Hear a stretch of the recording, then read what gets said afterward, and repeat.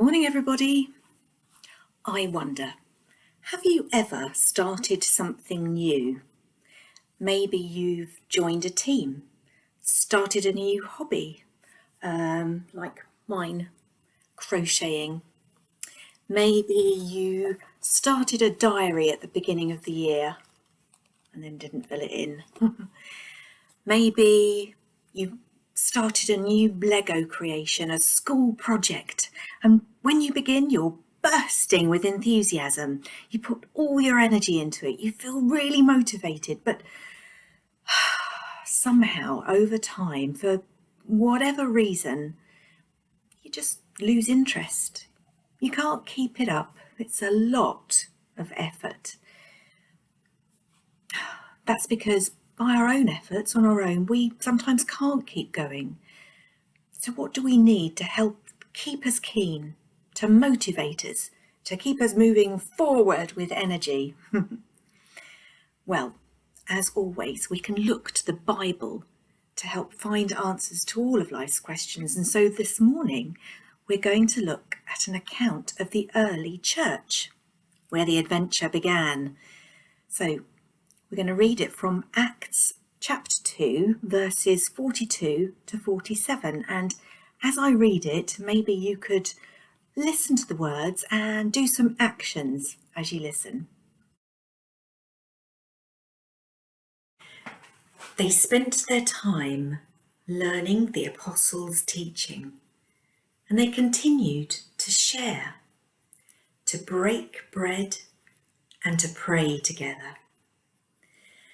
The apostles were doing many miracles and signs, and everyone felt great respect for God. All the believers stayed together. They shared everything. They sold their land and all the things they owned. Then they divided the money and gave it to the people who needed it. The believers met together in the temple every day. They all had the same purpose. They broke bread in their homes, happy to share their food with joyful hearts. They praised God, and all the people liked them. More and more people were being saved every day. The Lord was adding those people to the group of believers. Wow, what a perfect picture of the early church. It sounds great, doesn't it? Well, perhaps the fact that we are here today learning about God, praying, praising, sharing, can tell us a lot about why some things can keep going, how some things do last, how we are able to be joyful. But how? It's been over 2,000 years since the church started. It may have had its ups and its downs over the years, but generations of people have worshipped God without ceasing.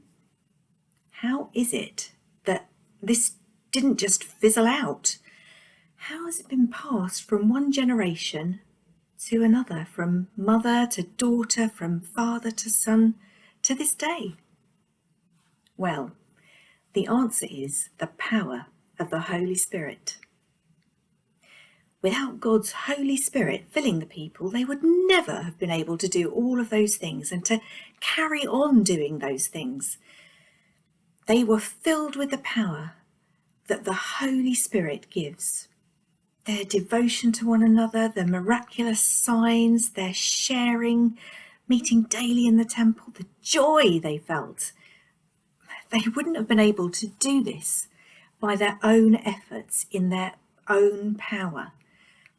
It's only because they had God's Holy Spirit giving them everything they needed. And it's really important for us to know that the Holy Spirit is given to each one of us, not just for once in our lifetime. We need to be filled daily. We might be tempted to try and do all things in our own power, but it won't work. We need to ask God daily to fill us with his Holy Spirit and have his power living in us. And that got me thinking, what comes when you have the Holy Spirit? Growth. Now, we're told that the early church grew in number. It says, more and more people were being saved every day. The Lord was adding to those people. The church needs to grow. The more believers there are, the easier it is to spread the good news. Now, in these COVID-19 days, we talk about trying to stop the spread. Well, the opposite is true of the church. We need the message about Jesus and all that he's done for us and how that news can transform us. We need that to reach as many people as possible.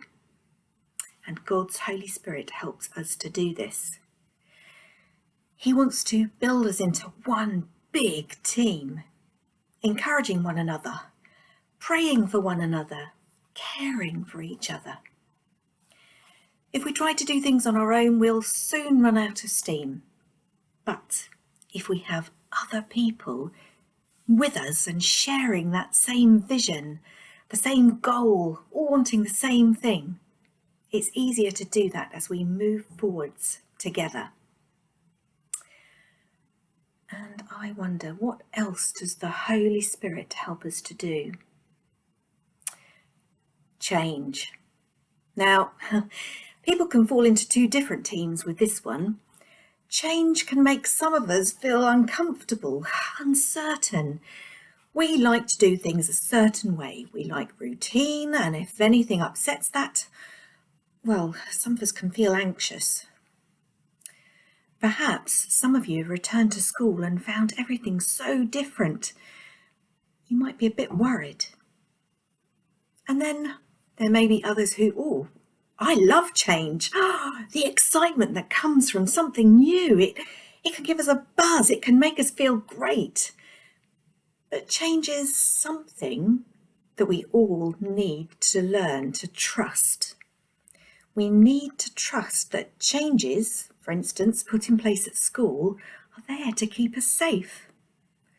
But above all, we need to learn to trust the Holy Spirit's prompting to change.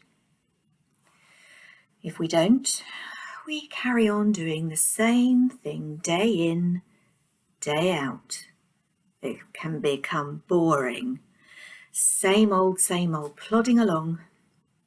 It can become what we call a ritual. That's when certain actions or words are repeated regularly. We can become like a robot. Sorry. But God doesn't want us to stay the same. He wants to transform us. And that means learning to keep in step with his Holy Spirit, learning to change. And that can also mean learning to change the way we do things in different seasons. And so we come to this new season, lockdown. Our lives may have looked a bit boring recently, doing the same things day in, day out, not being able to go to different places or see different people. And the church looks pretty different at the moment, doesn't it? If someone was to wander past Holy Trinity or St Saviour's right now and see the doors closed, maybe they might think, well, the church has stopped, it ceased to be. But we know different, don't we? We know that the church is not a building. The church are the people, and the people, you and me, have God's Holy Spirit to keep us going through this time, to change us and to grow us. You know, this reminds me that at the beginning of this year, I prayed to God and asked him to give me a word to carry through this year. Well, he gave me those two words, change and grow. At the time, I had no idea what that would mean. Without this ability to change, we wouldn't have been able to still meet, to share the good news, to encourage one another, to share a meal, to give possessions away. And I've seen so many people doing all of these things. And because of it, I believe God is blessing us and that we will see growth, not just in our numbers, but in ourselves. We can use this time well through the power of God's Holy Spirit to grow closer to Him, to grow more like the people He really wants us to be, and to help change this world and bring fresh hope to all people. Now, I thought we'd end with a bit of chat and catch before we have a song together. So if you'd like to close your eyes and hold out your hands in front of you and say these words after me. Dear God,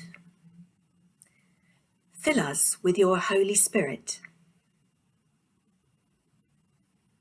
Fill us with your joy and help us to change and grow. Now, why don't you tell God one thing that you've really enjoyed about lockdown?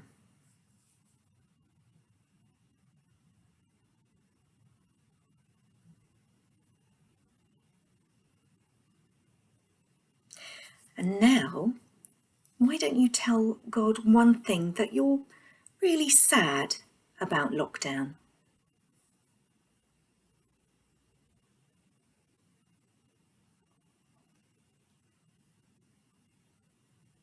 So we've chatted to God. Now let's catch from Him. Let's ask God, what would you like me to share with someone else today, Lord?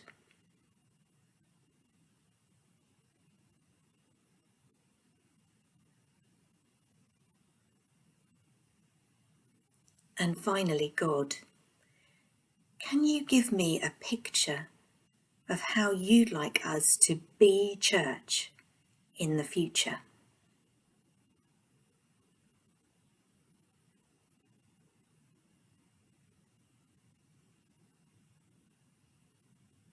Wow, that last question was a really big one, wasn't it? And you may want to take a little more time than I've just allowed here, but I would love to hear what God has been chatting about with you.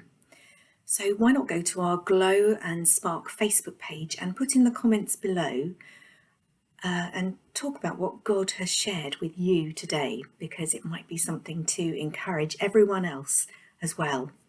So you can find the link to our Together at Home activities there on the Glow and Spark Facebook page, and also on the Glow and Spark page on our website. Have a really great week, everyone. But we are going to end with a song, and some of you may know this one from school. So fill your lungs and sing along to Change and Grow.